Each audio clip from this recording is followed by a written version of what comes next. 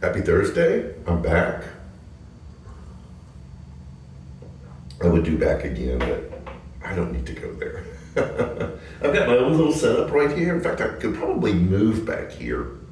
I'm back here all the time. And Christy is taking care of us. She brought in heirloom pastries this morning, so I warmed mine up and brought it back here with me. Okay, I'm going to do a little story and then I'm going to do the question. And then I'll talk about a couple other things. There's a story that's told by someone who I trust, and I'm pretty sure it's true, but ministers, you never really know. But it's about a man who every night at the end of his workday goes to the White House and stands in front of the White House, and he holds a single candle in front of the White House. He doesn't have signs, he's not chanting anything, he's not protesting anything. He just stands in front of the White House holding this candle, and he does it every night. And so somebody asked him one time about why he did that. He said, you're not making a difference, you're not going to change them, they're going to keep doing everything the way that they've always doing it, and you standing out there with a candle, it's really insignificant. It's not going to change anything. And this is his response. He said, I'm not here to change anything. I'm here to keep them from changing me. And I was struck by how profound his insight was, saying, there are things going on in the world that I don't agree with, I don't like, and I have to maintain this core of who I am, or I can get swept up in it. And this is a reminder to do that work. And so here's the question this morning.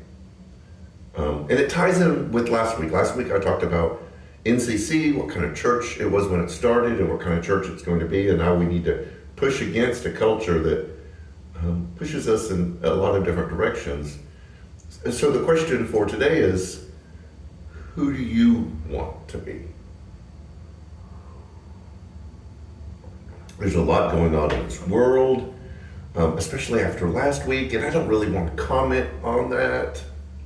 But it seems to go against what I believe we need to be in this world, and especially what this man was standing up for, and that is there's a core inside of us that God has placed inside of us and told us to act on, and we are so helpless, and it almost feels like victims to what goes on around us, that we're pulled and we're tossed and we're thrown about by external events, and we lose the core of who we are.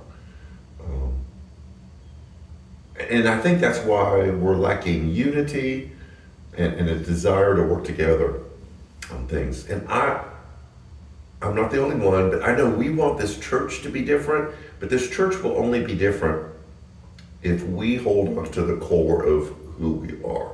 So the question again, who do you want to be? That's what we're going to study this Sunday as we continue in our Flip It series. I'm going to talk about Lamar in just a bit.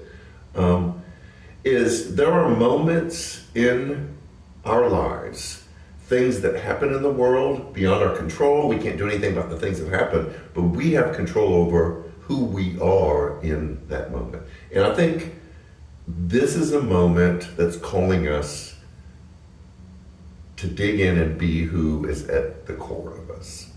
I think this is the time that we need to step into it. We can have opinions, we can have values, we can have beliefs, we can feel very strongly about things, but it can't compromise who we are on the inside. So as we step into the story on Sunday, we're going to look at another person in the Old Testament. We're going to go through another big long story about a person who was recognizing that there were things happening around them. They didn't feel qualified or competent to step into that moment, but they did.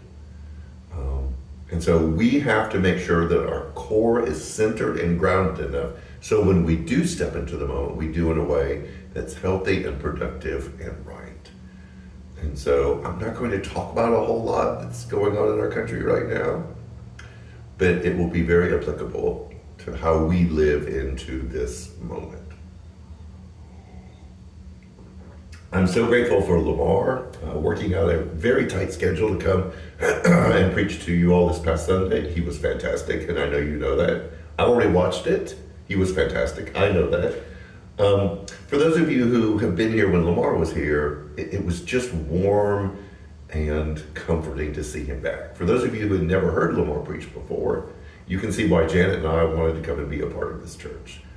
He was the senior pastor. I was brought in, like he said, as the associate pastor. We've maintained a friendship. He and I, we talk almost every day. And I'm bringing him back. But he is what I continue to want New Community Church to be about. You will see him again. We have a lot going on. We had our women's Bible study virtual group last night. That group seems to be growing. Our Thursday morning group is meeting right now. They seem to be having new people. Man Cave is Monday night. We're doing a cookout. So you'll want to come to that.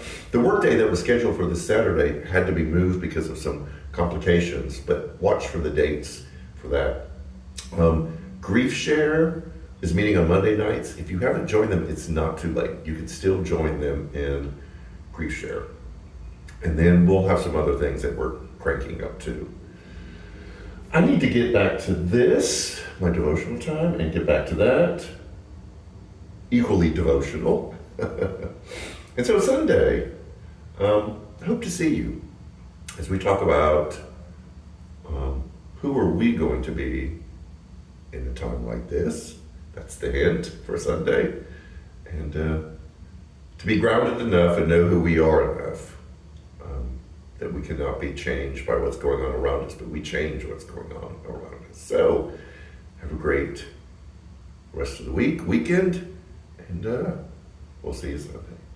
Take care.